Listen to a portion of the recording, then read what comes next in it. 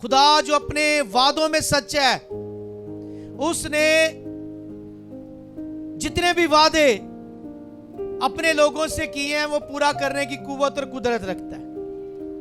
पाक रूह के तल्लक से खुदा के बंदा सैमुअल ने शाऊल के लिए वादा किया कि खुदा का रूह तुझ पर नाज़िल होगा। उसने नबूवत की। पहला सैमुएल उसका 10वां बाब और 6ठी आयत में लिखा है कि सैमुएल ने शाऊल के बारे में नबूवत करता है कि खुदा के रूह को जोर से वो तुझ पर नाज़िल करेगा। और कलाम में लिखा है तब खुदावंद की रूह तुझ पर जोर से नाज़िल होगी। ये 10वें बाब में सैमुएल ने वादा किया और इसकी जो तकमील है, इस नबूवत का जो पूरा होना है, वो हमें पहला सैमुएल 11वें बाब और 6ठी आयत में लिखा हुआ मिलता है। और कलाम में लिखा है कि जब शाऊल ने ये बातें सुनी तो खुदा की रूह उस पर जोर से नाज़िल हुई। गौर कर रहे हैं आप कि जैसा मर्दे खुदा ने, सैमुएल ने शाऊल के लिए नबूवत की, वादा किया, वो कलाम पूरा हुआ। वो कलाम पूरा हुआ। यूहन्ना की इंजील मेरे साथ निकालें 14वां बाब। वहां पर यीशु ने भी एक वादा किया। कौन सा वादा किया जी? बेटी हिना के साथ मिलकर हम पढ़ेंगे, गौर करेंगे और बरकत में आगे बढ़ते जाएंगे। यूहन्ना की अंजील उसका 14वां बाब और उसकी 15वीं आयत। अगर तुम मुझसे मोहब्बत रखते हो तो मेरे हुक्मों पर अमल करोगे जी। और मैं बाप से दरख्वास्त करूंगा तो वो तुम्हें दूसरा मददगार बख्शेगा कि यीशु मसीह क्या वादा कर रहे हैं कि क्या होगा तुम्हारे लिए? मैं बाप से क्या करूंगा? दरख्वास्त करूंगा कि वो क्या करेगा? तुम्हें दूसरा मददगार। तो दूसरा मददगार कौन है? पाक रूह, रूह कुदस, रूह हक जी, कि अबद तक तुम्हारे साथ रहे, यानी रूह हक, जिसे दुनिया हासिल नहीं कर सकती क्योंकि ना उसे देखती है और ना जानती है। तुम उसे जानते हो क्योंकि वो तुम्हारे साथ रहता है और तुम्हारे अंदर होगा। आमीन जी। ये यूहन्ना की इंजील में हम देख रहे हैं कि खुदावंद यीशु मसीह ने वादा किया और अब आप जल्दी से बताएंगे इस वादे की तकमील हमें कहां पर होती हुई नजर आती है जी? रसूलों के अमाल 2 बाब में यह भी वादा पूरा हो गया कि जो यीशु ने वादा किया था। अमाल की किताब उसके 2 बाब में जब ईद पेंतीकोस का दिन आया तो रूह कुदस उन पर क्या हुआ? हालेलुया। पुराने अहदनामा में भी जो वादा पूरा किया, रूह कुदस नाज़िल हो गया। नए अहदनामा में पैदा जो वादा किया गया, रूह कुदस नाज़िल हो गया। और जब ये रूह कुदस कलीसिया पर, खुदा के लोगों पर नाज़िल होता है, सुकूनत करता है, जुम्बश करता है, तो जो आज सीखने की बात है वो ये है कि किस तरह हम इसे अपनी जिंदगी में रख सकते हैं और किस तरह ये हमारी जिंदगी में हमारे लिए बाबरकत हो सकता है। आमीन। इस बात को आपने हमेशा याद रखना है कि अहद का संदूक किस वक्त अहम हुआ है? जब वो कीकर की लकड़ी से बनाया गया उस वक्त तक अहम नहीं था। जब उस पर सोना मंडा गया उस वक्त तक अहम नहीं था। जब उसमें जिंदा खुदा का कलाम 10 अहकाम रखे गए, जो अहद का संदूक है, उसकी अहमियत बढ़ गई और खुदा का जलाल अहद के संदूक के वसीला से जाहिर होने लगा। आमीन। बताना यह चाहता हूं, जब खुदा का कलाम, खुदा का पाक रूह हमारी जिंदगियों पर नाजिल होता है तो फिर हमारी अहमियत भी बढ़ जाती है। आमीन। तो आज जो कलाम का मजमून खुदा ने मेरे दिल में दिया है वो है खुदा के पाक रूह को रंजीदा ना करो। बोलें जरा, एक दूसरे को बताएं ताकि आपको याद हो जाए। हमने खुदा के वादों के बारे में सुना, रूह कुदस नाजिल हो गया, और आज हम अब इस बात को सीखेंगे कि पाक रूह को रंजीदा ना करो। अभी हमने रूह कुदस के फलों के बारे में सीखना है, नेमतों के बारे में सीखना है, रूहानी हथियारों के बारे में सीखना है। लेकिन अगर पाक रूह रंजीदा हो जाए तो फल आ सकते हैं, नेमतें आ सकती हैं, रूहानी हथियार आ सकते हैं। पाक रूह भी हमारी जिंदगियों में जब गुनाह आता है, बदी आती है, नाफरमानी आती है, वो जो नहीं चाहता हम अपनी जिंदगी में करते हैं, पाक रूह रंजीदा हो जाता है। और आज हम सौल के तल्लक से सीखेंगे कि किस तरह उसकी जिंदगी से खुदा का पाक रूह जो है वो जुदा हो गया। सैमुअल ने उसके लिए नबूवत की, वादा किया, रूह कुदस नाज़िल हुआ और कलाम कहता है वो बदल कर और ही आदमी हो गया। पाक रूह की कुदरत हमारी हालत को बदलने की कुव्वत और कुदरत रखती है, लेकिन अफसोस की बात जब उसे अपनी जिंदगी में, अमली जिंदगी में, प्रैक्टिकल लाइफ में, डेली लाइफ में हम अपना गलत इस्तेमाल करते हैं तो फिर पाक रूह रंजीदा हो जाता है। कलीसिया को यह बात सीखने की बहुत ज्यादा जरूरत है। मिसाल मैंने आपको बड़ी सादा दी है जी। खुदावंद के कलाम मुकद्दस में इफिसियों 4 बाब 30वीं आयत में लिखा है, खुदा के पाक रूह को रंजीदा। आयत आपके लिए इसलिए पढ़ी है ताकि आपको पता चल जाए भाई वाकई ये बात खुदा के कलाम में है और खुदा का पाक रूह ये चाहता है कि उसे रंजीदा। तो फिर अब हमें वो बातें सुनने की जरूरत है, वो चीजों पर गौर करने की जरूरत है कि किन किन गुनाहों से पाक रूह जो है वो रंजीदा होता है। जी सुनने के लिए तैयार है? पहला सैमुएल 13वां बाब 7वीं से 13वीं आयत तक खुदा के कलाम मुकद्दस में से गौर करेंगे और तवज्जो के साथ खुदा का कलाम सुनेंगे। मेरा ईमान है कि बहुत सी बरकत आज अपनी ज़िंदगी में आप लेकर जाएंगे और खुदा के पाक रूह की कुदरत आज इस कलाम के वसीला से आपकी ज़िंदगियों में कसरत की जुम्बश करेगी। पहला सैमुएल 13वां बाब। और बाज अब्रानी यरदन के पास जद और जआत के इलाके को चले गए, पर सऊ जज्जाल में ही रहा और सब लोग कामते हुए उसके पीछे पीछे रहे। और वहाँ 7 दिन सैमुअल के मुकर्रर वक्त के मुताबिक ठहरा रहा, पर सैमुअल जज्जाल में ना आया और लोग उसके पास से इधर उधर हो गए। जी सुने खुदा का कलाम, जहाँ पर फलस्तियों के खिलाफ सऊल ने जंग लड़ी और खुदा ने इसे फतह दी और इसको हुक्म मिला कि सैमुअल तेरे पास आ रहा है और वो कुर्बानी गुजराने का। सैमुअल क्या करेगा? कुर्बानी गुजराने का। और अभी हमने पढ़ा है, पर सऊल जुलजाल ही में रहा और सब लोग कामते हुए उसके पीछे पीछे रहे और वो वहां 7 दिन सैमुअल के मुकर्रर वक्त के मुताबिक ठहरा रहा, पर सैमुअल जिलजाल में ना आया और लोग उसके पास से इधर उधर हो गए। तब साउल ने कहा, सोक्ती कुर्बानी और सलामती की कुर्बानियों को मेरे पास लाओ। हाँ जी, किसके पास लाओ?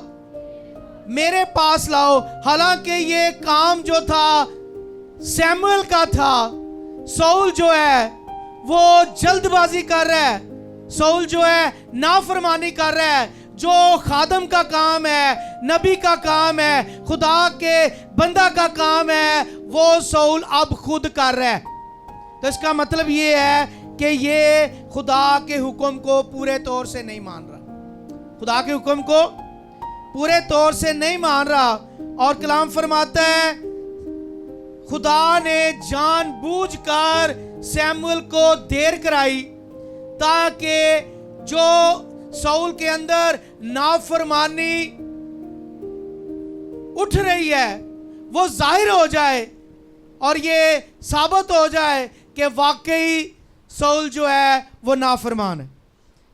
और ये साउल का पहला गुनाह है, ये साउल का पहला गुनाह है, जिसमें हम देखते हैं कि उसने जो काम काहन का था, जो काम नबी का था, जो काम मर्दे खुदा का था, वो उसने किया। जी। सो उसने सोख्ती कुर्बानी गुजरानी, और जो ही वो सोख्ती कुर्बानी गुजरान चुका तो क्या देखता है कि सैमुअल आ पहुंचा, और साउल उसके इस्तकबाल को निकला ताकि उसे सलाम करे।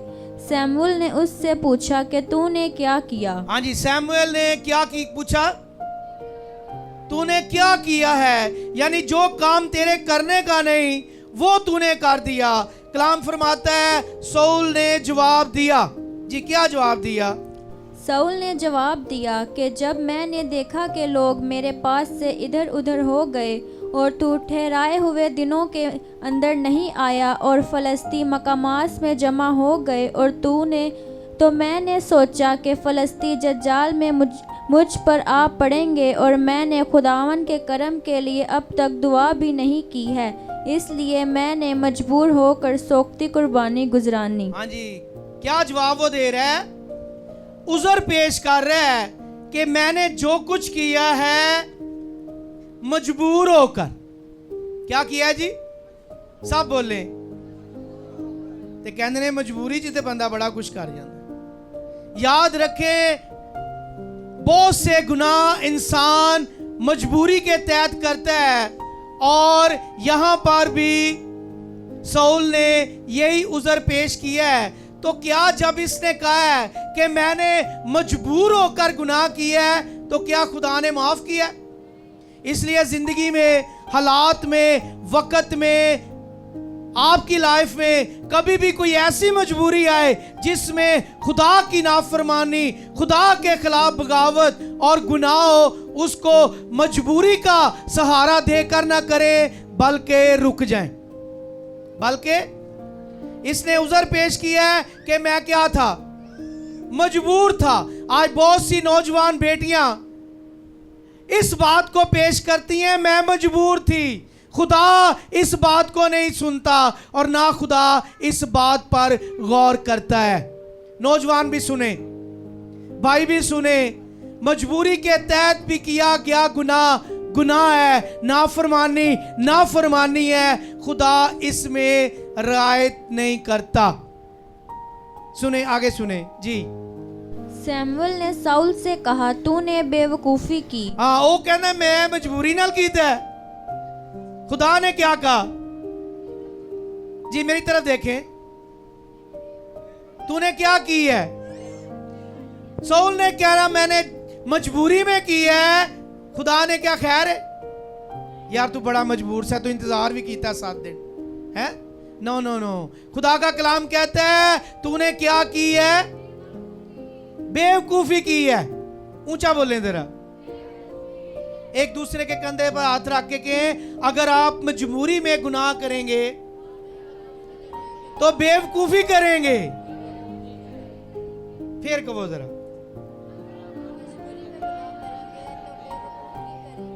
हाँ जरा गुजरे वक्त में देखें कितने गुनाह इंसान कर गुजरता है और पीछे छुप जाता है। किसके?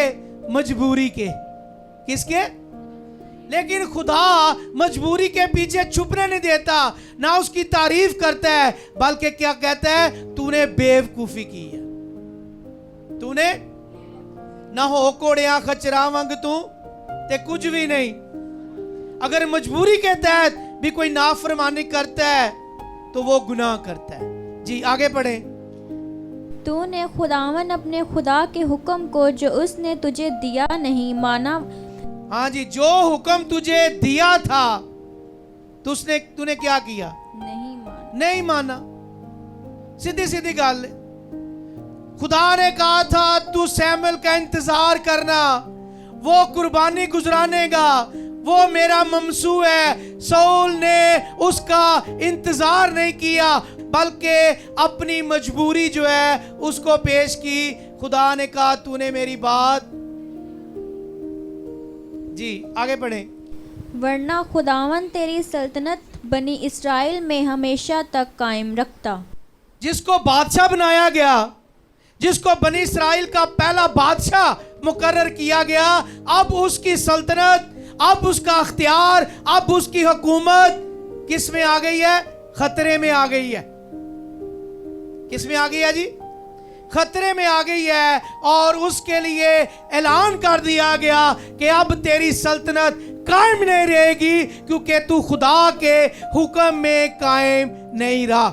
हमारा ईमान, हमारी रास्तबाजी, हमारी पाकीज़गी भी उस वक्त तक कायम रहती है जब तक हम खुदा में कायम रहते हैं। और जब जिंदगी में नाफरमानी आ जाती है, नापाकी आ जाती है, खुदा का पाक रूह जुदा हो जाता है, अख्तियार, बरकत खत्म हो जाती है। और ये खतरनाक बात है, ये खतरनाक बात है जी। दूसरा हवाला पर गौर करेंगे, और यहां पर हमने इन बातों पर गौर किया है। उसने हुक्म नहीं माना, इंतजार नहीं किया, अपनी मर्जी की है, खुद कुर्बानी गुजरानी है और तकब्बर में आ गया और उज़र पेश किया है कि मैंने मजबूरी में किया, मैंने, ते खुदा ने रद्द कर दिया। खुदा ने क्या किया? यह साउल का पहला गुनाह था, यह साउल का पहला गुनाह था। पहला सैमुएल 15 बाब 7वीं से 22वीं आयत, वहां पर उससे कहा गया अब तेरी सल्तनत कायम नहीं रहेगी। लेकिन साउल के अंदर ना पछतावा था, ना कोई उसके अंदर ऐसी बात थी, बल्कि खुदा ने उसे फिर मौका दिया कि अमालिकियों के खिलाफ जंग करे। क्या करे जी? और इसको हुक्म यह था, 7वीं आयत से पढ़ें जी, क्या उसके लिए हुक्म था? जंग में जब जाए तो क्या करे? और साउल ने अमालिकियों को हवेला से शोर तक जो मिस्र के सामने है मारा, और अमालिकियों के बादशाह अजाज को जीता पकड़ा और सब लोगों को तलवार की धार से नेस्त कर दिया। हाँ जी, पहली बात कि बादशाह को क्या कर लिया? उसे जीता पकड़ लिया, उसे जिंदा रखा। खुदा ने हुक्म दिया था कि वहां पर ना उनके जानवर बचे, ना उनके बच्चे बचे, ना उनकी औरतें बचे, और ना उनका कोई मर्द बचे। इसने क्या किया? गौर से सुने, मैंने आपसे पूछना भी है बाद में जी। लेकिन साउल ने और इन लोगों ने अजाज को और अच्छी अच्छी भेड़ बकरियां, गायें, बैलों और मोटे मोटे बच्चों और बर्रों को और जो कुछ अच्छा था उसे जीता रखा और उनको नेस्त करना ना चाहा, लेकिन उन्होंने हर चीज को जो नाकिस और निकम्मी थी नेस्त कर दिया। जी, गौर कर रहे हैं आप? खुदा ने इसे फिर हुक्म दिया कि तू अमालिकियों के खिलाफ जंग कर और उनको नेस्त कर दे, उनको सफाई हस्ती से मिटा दे। लेकिन इसने अपनी निगाह में दानिशमंदी की। क्या किया कि अच्छे सेहतमंद मोटे जानवर जो थे वो भी रख लिए, बादशाह को भी जिंदा रख लिया, और जो अच्छी चीजें थी उन्हें नेस्त नहीं किया, जो निकम्मी चीजें थी उन्हें नेस्त कर दिया। तो इस गुनाह में हमें नजर आता है कि साउल ने जुज़वी फर्माबरदारी की। क्या की? आप में से कोई बताए क्या होता है जुज़वी फर्माबरदारी? हाँ, जो चीजें मुझे पसंद है उनको मैंने नहीं छोड़ना, और जो मुझे पसंद नहीं है उनको मैं खुदा के कहने पर छोड़ देता हूं। और इसको आसान लफ्जों में मैं कहूंगा कि जो कुछ मुझे पसंद है वो मेरे पास रहे, और जो मुझे पसंद नहीं है उसे खुदा की नजर कर दे। ये कैसी फर्माबरदारी है? जुज़वी। कैसी है जी? जुज़वी। देखिए इसने क्या किया जी, 10वीं आयत। तब खुदावन का कलाम सैमुएल को पहुंचा के मुझे अफसोस है कि हाँ जी, मैंने मुझे क्या है भाई, तुसी अफसोस ते जानते हो ना, साते ते चालिए ते मरगां ते खुदा भी अफसोस करता है, लेकिन वो मर्गों पे अफसोस नहीं करता। वो कहता है जो सादक की मौत है वो ग्रां कदर है। खुदा किस बात में अफसोस करता है? जब उसके लोग नाफरमानी करते हैं, जब उसके लोग गुनाह करते हैं, जब पाक रूह की कुदरत उनकी जिंदगियों से रंजीदा हो जाती है। खुदा के लोग पूरे तौर से खुदा के आगे अपने आप को पेश नहीं करते। खुदा अफसोस करता है कि ना साहस है खुदा। जहां पर वो जंग में जोरावर है, वहां पर वो जो खुदा है वो रंजीदा भी हो जाता है और क्या करता है? अफसोस भी करता है। तो फिर हमारी जिंदगियां कैसी हो? खुदा हमारी जिंदगियों पर अफसोस करे कि खुश हो? खुदा आपकी जिंदगियों से खुश होने के लिए आपको अपने घर में लाता है ताकि आप अपनी जिंदगी में एहतियात करें। क्या करें? एहतियात करें। सैमुएल ने कहा अफसोस। खुदा उसे क्या कहता है? मुझे अफसोस कि मैंने शाऊल को बादशाह होने के लिए मुकर्रर किया, क्योंकि वो मेरी पैरवी से फिर गया। पैरवी से फिर गया। जी आगे पढ़ें। और उसने मेरे हुक्म नहीं माने। पर सैमुएल का गुस्सा भड़का और वह सारी रात खुदावन से फरियाद करता रहा। और सैमुएल सवेरे उठकर सुबह को शाऊल से मुलाकात करे। और सैमुएल को खबर मिली कि शाऊल किरमिल को आया था, और उसने अपने लिए यादगार कड़ी की और फिर कर गुजरता हुआ जलजाल को चला गया। फिर सैमुएल शाऊल के पास गया और शाऊल ने उससे कहा, तू खुदावन की तरफ से मुबारक हो। हाँ जी, शाऊल अब क्या कर रहा है? सैमुएल को मुबारक कह रहा है। सैमुएल को मुबारक कह रहा है कि खुदा के ममसू को मैं मुबारक कहूंगा, मैं वेलकम कहूंगा, तो खुदा का जो गुस्सा है वो ठंडा हो जाएगा। खुदा का जो गजब है, जो भड़क रहा है, वो क्या हो जाएगा? ठंडा हो जाएगा। जितना मर्जी फिर आप उसके खादमों को मुबारक के, खुदा को मुबारक के, खुदा फिर नहीं सुनता। खुदा फिर जी अगली आयत। मैंने खुदावन के हुक्म पर अमल किया। सैमुएल ने कहा, फिर ये भेड़ बकरियों का मिमियाना और गाय बैलों का बिनबिनाना कैसा है जो मैं सुनता हूँ? हाँ जी, फिर अब उज़र पेश कर रहा है। क्या कर रहा है? पहले गुनाह में उसने क्या उज़र पेश किया? जी रोज आप बताएं, पहले गुनाह में क्या उसने उज़र पेश किया था? उन्हें क्या सी मेरी मजबूरी है, मैं क्या हूं, मैंने मजबूरी में ये किया है, ते ओनू पता केड़ा खिताब मिलिया, तू बेवकूफ है। पहले गुनाह में उसने मजबूरी को पेश किया और अब वो कहता है कि इन लोगों ने मुझे कहा दुजियां दे पा दी कि ये जो जानवर हैं ये खुदा की कुर्बानी के लिए। पहली गल ते भाई मानदा ही नहीं सी।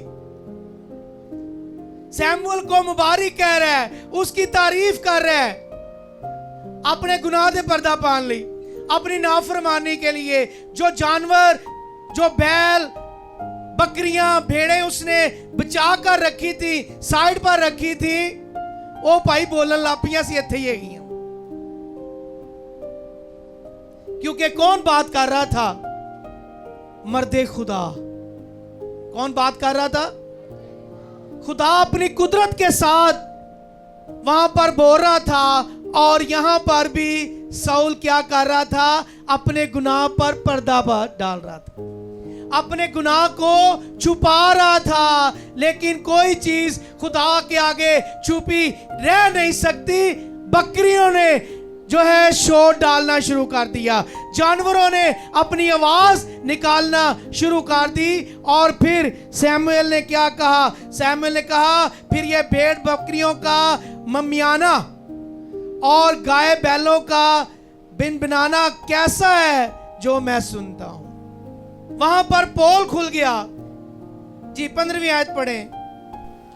शाऊल ने कहा कि ये लोग इनको अमालेकियों के हाथ से ले आए हैं, इसलिए कि लोगों ने अच्छी अच्छी भेड़ बकरियां और गायें बैलों को जीता रखा ताकि उनको खुदावन तेरे खुदा के लिए ज़िबा करें, और बाकी सब को तो हमने नेस्त कर दिया। हाँ जी, ये कहां से लेकर आए हैं? अमालीकियों के हाथ से। किनके खिलाफ जंग थी? अमालीकियों के खिलाफ जंग। अब जरा गौर करें, क्या वजह है, क्या बात है कि खुदा अमालीकियों के खिलाफ इतना सख्त क्यों बोल रहा है, क्यों गजबनाक हो रहा है कि उनके शीरख्वार जो दूध पीते बच्चे हैं वो भी कत्ल करने हैं, औरतें जो हामला हैं उनको भी कत्ल करना है, जो मर्द हैं उनको भी नहीं छोड़ना और उनके जानवरों को भी नहीं छोड़ना। गौर करें जरा, खुदा अमालीकियों के क्यों इतना खिलाफ? आप में से कोई बताए, पता क्यों खिलाफ है? जब बनी इस्राइल मिस्र की गुलामी में से निकले, ये पहली कौम थी अमालीकी जिन्होंने खुदा के लोगों का रास्ता रोका और उनकी मुखालफत की। उनकी तो इस बात को अपनी जिंदगी में पल्ले बांध ले, ना हमने खुदा के खादमों की मुखालफ करनी है, ना खुदा के लोगों की मुखालफत करनी है, और ना खुदा के पाक रूह की मुखालफत करनी है। खुदा गजबनाक हो जाता है। कई नरम दिल कहते होंगे कि डा जालम खुदा है भाई, बच्चों का की कसूर है, वो तो बेचारे दुध पींदे सी। पता खुदा ने ऐसा हुक्म क्यों दिया? क्योंकि जब इनके माँ बाप मेरे नाफरमान हैं तो ये बच्चे भी बड़े होकर मेरे नाफरमान होंगे, इसलिए मैं इन्हें नेस्त कर देता हूं। खुदा गयूर खुदा है, खुदा गयूर खुदा है। कलाम की कुदरत को पढ़ें, इस पर गौर करें, यकीन करें, बंदा अंदर से काम जाता है कि एटा भाई खुदा गजबनाक अपने लोगों के लिए वो खड़ा हो जाता है, और जो उसके लोगों के खिलाफ खड़े होते हैं उन्हें नेस्त करने की कुदरत रखता है। हालेलुया। अमालीकियों का गुनाह पता चल गया आपको? याद रहेगा जी, आगे पढ़ें। तब शमूएल ने शाऊल से कहा, ठहर जा, और जो कुछ खुदावन ने आज की रात मुझसे कहा है वो मैं तुझे बताऊंगा। हाँ जी, शमूएल ने शाऊल से क्या कहा? जो खुदा मुझे आज की रात कहा है मैं तुझे क्या कहूंगा, बताऊंगा। शाऊल अपनी बात बता रहा था, अपना उज़र बता रहा था, अपनी मजबूरी बता रहा था, अपने बहाने बना रहा था। उन्होंने कहा नहीं भाई तेरी नहीं चलनी, जो खुदा ने मुझे कहा है वो मैं क्या करूंगा तुझे। जी 17वीं आयत पढ़ें। शमूएल ने कहा, गो तू अपनी ही नज़र में हकीर था, तो भी क्या तू बनी इस्राएल के कबीलों का सरदार ना बनाया गया? खुदा उसको हालत उसकी बयान कर रहा है कि तेरी हालत क्या थी। तू तो अपने बाप के घर से गधे ढूंढने आया था। ये खुदा की कुदरत है, खुदा की मेहरबानी है कि तुझे मैंने इज्जत बख्शी है, तुझे मैंने इज्जत बख्शी है। और क्या किया? बनी इस्राइल के कबीलों का क्या बनाया? सरदार बनाया गया। जी आगे पढ़ें। और खुदावन ने तुझे मसा किया ताकि तू बनी इस्राएल का बादशाह हो। यस, और तुझे मसा किया, तुझे अनाइंट कर दिया कि तू क्या बन जाए, तू बनी इस्राइल का बादशाह हो। खुदा उसको उसकी हालत बता रहा है। जी आगे पढ़ें। और खुदावन ने तुझे सफर पर भेजा और कहा कि जा और गुनाहगार अमालीकियों को नेस्त कर। हाँ जी, किनको नेस्त कर? क्या गुनाह था उनका? जी खुदा के लोगों के खिलाफ खड़े हुए, खुदा के काम में इन्होंने रुकावट डाली। जी आगे बढ़े।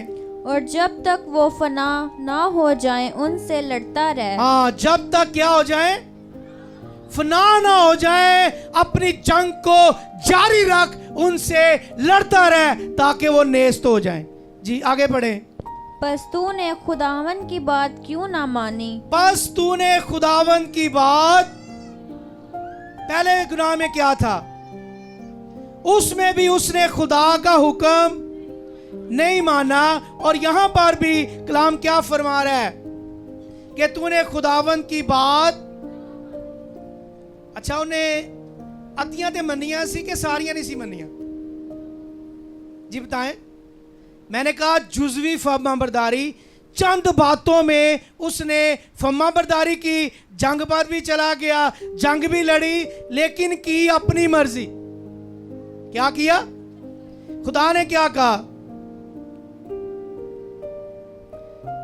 कि तूने खुदावंद की बात क्यों ना मानी। वो भाई जड़ियां मनियां सन ना वो भी की हो गईयां, रद्द हो गईयां, वो भी रद्दी दी टोकरी चलियां गईयां। जो कि खुदा के कलाम की पूरी फर्माबरदारी नहीं करता, उसकी आधी फर्माबरदारी भी रद्द हो जाती है। क्या हो जाती है जी? अगली आयत पढ़ें। बल्कि लूट पर टूट कर वो काम कर गुजरा जो खुदावन की नजर में बुरा है। हाँ जी, क्या किया? मेरी बात ना मानी, बल्कि लूट पर टूट कर वो काम कर गुजरा जो खुदा की नजर में बुरा है। तो साउल का दूसरा गुनाह क्या था? उसने वो किया जो खुदा की नजर में बुरा था। बोले, जो खुदा की नजर में अच्छा है, अगर हम वो करेंगे हमारे लिए सब कुछ अच्छा होगा। हालेलुया। अगर खुदा की नजर में जो बुरा है, अगर हम वो करेंगे तो भाई सारा मिट्टी हो जाएगा, सारा कुछ खुदा रद्द कर देगा। अगर पूरी फर्मा बरदारी ना की, खुदा का पाक रूह रंजीदा भी हो जाएगा, जुदा भी हो जाएगा, आप रद्द भी हो जाएंगे। आपको वो बेवकूफ भी कहता है और कहता है तूने मेरी बात ना मानी, तूने मेरी बात। जी अगली आयत। साउल ने सैमुअल से कहा, मैंने तो खुदा का हुक्म माना और जिस राह पर खुदावन ने मुझे भेजा चला, और अमालीक के बादशाह अजाज को ले आया हूँ और अमालीकियों को नेस्त कर दिया। पर लोग लूट के माल में से भेड़ बकरियां और गायें बैल यानी अच्छी अच्छी चीज़ें जिनको नेस्त करना था ले आए, ताकि जज्जाल में खुदावन तेरे खुदा के हजूर कुर्बानी करें। लो जी, और उधर सुनो जरा, और गल किथे आ गई है? सारे पर्दे पा के, सारे बहाने पा के, सारे दूजियां ते पा के, ते हुण बचन लई कहंदा है कि भाई लोग ले आए कि यह मोटे ताजे जानवर खुदा दी कुर्बानी ले। किदी? साउल को सैमुअल कहता है तूने पहले बेवकूफी की थी, अब तूने मेरी बात नहीं मानी, और अब खुदा को बीच में लाकर कह रहा है कि ये जो लालच मैंने किया, ये जो नाफरमानी मैंने की, जो खुदा की पूरी मैंने ताबेदारी फर्माबरदारी नहीं की, ये तो मैं खुदा की कुर्बानी के लिए लेकर आया था। ते भाई खुदा लालची नहीं। खुदा असी गंदे काम भी करिए, बुरे काम करिए, ते दायकियां ले आके खुदा दी हजूरी च दे दिए। खुदा कहता है मुझे ऐसे हदियों से नफरत है, मुझे ऐसे हदियों से घिन आती है। ते घिन पता किन्नू कहते हैं? किसे कहते हैं घिन? घिन कहते हैं बदबू को। खुदा कहता है ऐसे हदिये उठाओ और ले जाओ, मैं तुम्हारे हदियों को पसंद नहीं करूंगा, क्योंकि तूने नाफरमानी की है और वो किया जो मेरी नजर में बुरा है। खुदा हमारे हदियों को, कुर्बानियों को बाद में पसंद करता है, पहले हमारी जिंदगियों को पसंद करता है कि अगर वो खुदा की निगाह में अच्छी हैं, फिर हमारी कुर्बानियां भी उसके हुजूर में अच्छी हैं। हालेलुया। जी आगे पढ़ें। सैमुअल ने कहा, क्या खुदावन सोख्ती कुर्बानियों और ज़िबों से इतना ही खुश होता है जितना इस बात से कि खुदावन का हुक्म माना जाए? आप हैरान होकर क्या कह रहे हैं? सैमुअल ने कहा क्या खुदावन सोख्ती कुर्बानियों और ज़बियों से इतना ही खुश होता है जितना इस बात से कि खुदावन का हुक्म। सैमुअल उसे असल हकीकत, असल बात बता रहा है। देख फर्मा बरदारी, बोले मेरे साथ, देख कुर्बानी से और बात मानना मेंढों की चर्बी से बेहतर है। आमीन, हालेलुया। तो इस दूसरे गुनाह में हम देखते हैं कि उसने पूरी फर्माबरदारी क्यों नहीं की। अगर आप बताएंगे मुझे ज्यादा खुशी होगी कि शाऊल ने पूरी फर्माबरदारी क्यों नहीं की। बड़ा आसान जवाब है।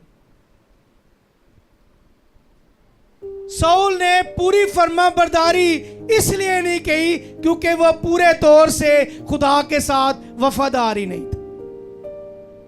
पूरे तौर से खुदा के साथ, अगर आप पूरे तौर से खुदा के साथ वफादार होंगे, आप पूरे तौर से उसकी फर्माबरदारी भी करेंगे, उसकी ताबेदारी भी करेंगे, फिर खुदा का पाक रूह आपसे रंजीदा नहीं होगा, बल्कि पाक रूह जुम्बश करेगा और खुदा की कुदरत आपको अपने जलाल के लिए इस्तेमाल करेगी। हालेलुया।